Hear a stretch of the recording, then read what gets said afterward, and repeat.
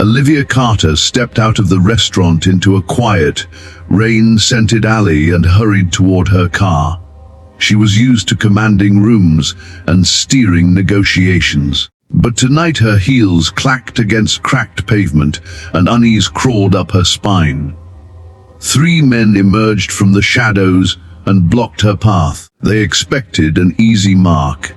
Olivia felt the familiar rise of adrenaline. Not the corporate kind, but the primal, electric kind that tightens the throat. She tried to use her authority as armor. "Step aside," she said, offering a warning clipped with the confidence of someone who'd never been told no. The men laughed. Names and titles meant nothing here. What mattered was what's in her purse. Then she noticed him, a scruffy figure slumped near a dumpster, almost invisible against the dark. At first she dismissed him as part of the city's forgotten scenery. The muggers did the same and mocked the man, certain he posed no threat. He looked up. When the homeless man moved, he moved like someone who remembered discipline. His eyes were startlingly blue and sharp. He rose slowly, measured. One of the attackers shoved at him dismissively, but the man's response was immediate and precise. A sweep of the leg, a wrist twist. The thug hit the pavement. The fight that followed was quick, efficient, like watching a practiced routine performed with devastating intent. Olivia stood frozen, torn between astonishment and fear. The stranger fought with a calm she recognized from athletes and soldiers' economy of motion, a mastery of balance. When a knife flashed, he disarmed the attacker without hesitation. Within moments, the 3 men retreated, nursing bruises and egos. The alley fell silent except for Olivia's shallow breaths and the distant city hum. He introduced himself as Jack. For all his ragged clothes and tangled beard, something about him refused to be invisible. He did not argue about gratitude. He brushed aside thanks with the kind of modesty born from hard years. Olivia, who had spent her life reading people in boardrooms and summit halls, felt curious in a way that had nothing to do with business. She offered him a card and asked him to call. Jack hesitated but slid the card into his pocket. When the police arrived moments later, Olivia left out his involvement. Jack had chosen anonymity once. She wasn't about to force him into the spotlight. The card lingered in Olivia's thoughts. At her penthouse window, she turned it over, imagining the man who had kept her alive. The next day, she went looking for him. She found Jack near a boarded-up storefront, a paper cup at his feet.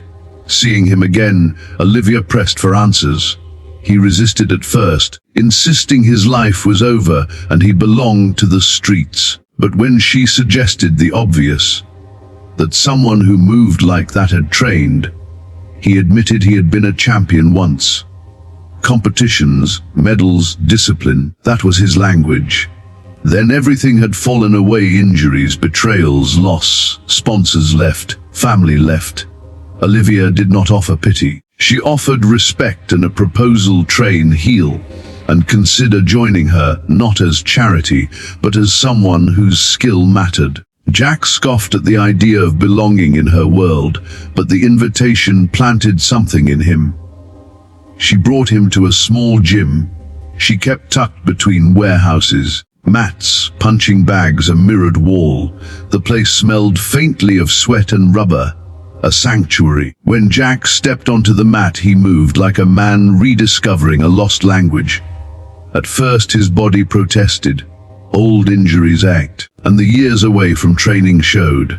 Still, the muscle memory returned: stances, precise strikes, the rhythm of breathing and balance. Watching him, Olivia saw the man beneath the dirt and the story he used to hide.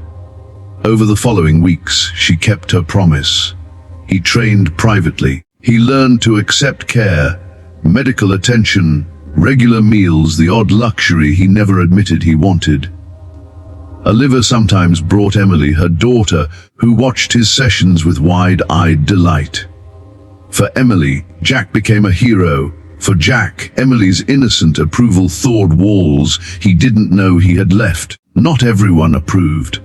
Advisors raised concerns about reputation and liability. Olivia, who was used to listening to caution, simply said, "He saved my life. That matters more than any rumor."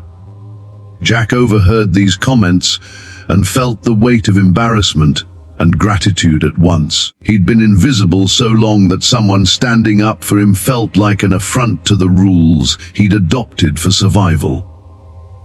Months later, the danger that had once lurked in the alley grew teeth. One night as Olivia and Emily returned from an event, two vans screeched to a stop behind them and masked men jumped out.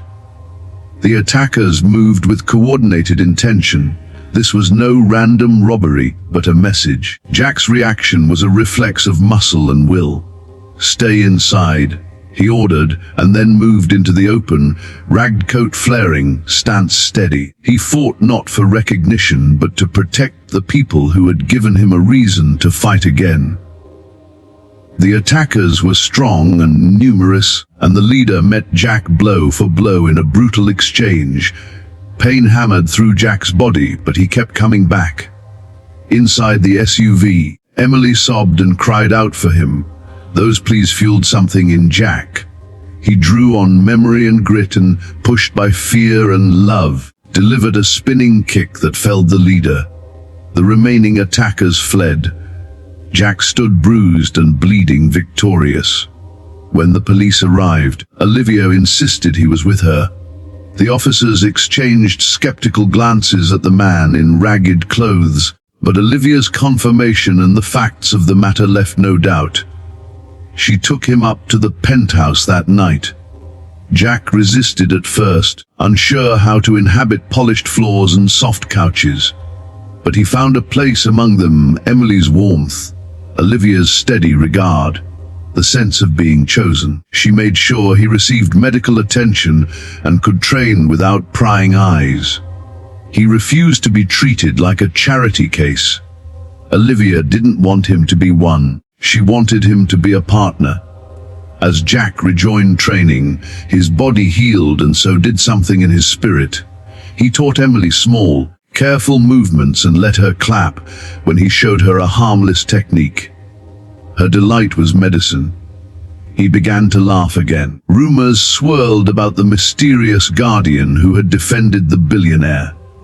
People speculated wildly, but Olivia offered little explanation.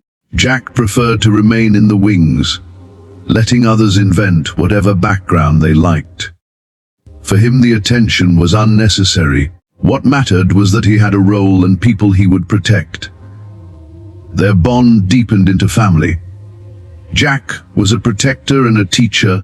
Olivia's life gained an unexpected softness. Emily found in him a playful, brave figure she adored. He still carried scars and the raggedness of his past, but he also carried a renewed purpose. There were nights when Jack stood on the balcony, looking at city lights and admitted, quietly, that he had risked everything because Olivia had given him a chance to remember himself. She told him the truth plainly. She had not been rescued out of gratitude alone, but because she believed in people who acted when others turned away.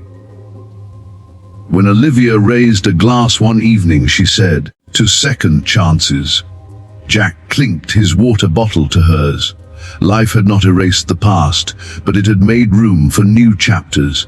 He was no longer merely surviving. He was living, and for the first time in years, he believed there might be more ahead.